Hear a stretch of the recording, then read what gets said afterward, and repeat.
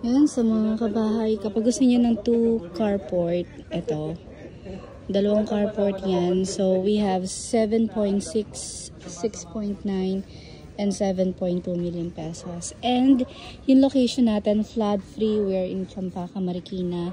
Hindi kayo mag-iisip ng baha dito. Even lumabas kayo dyan papuntang Marikina Heights, flood-free yung location natin. So, this is the 7.9. Ito yung medyo mas malaki. Sorry, 7.6, tama ba?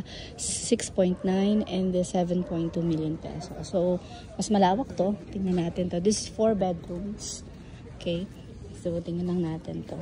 Property, mga kabahay. Ayan. Naku, maganda to pag natapos na.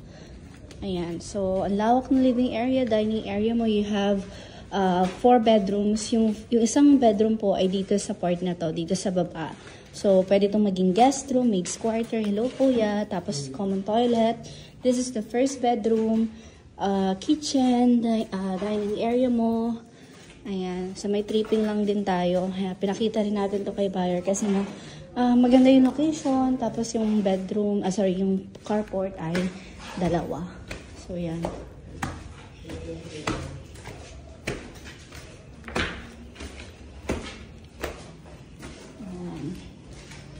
Ito yung first room. This is the second room. This is the common toilet and the master bedroom. Nasa dulo. Inano na. Lalagyan na siguro ng tiles. No? Tapos may rin dito. Yung gawa doon.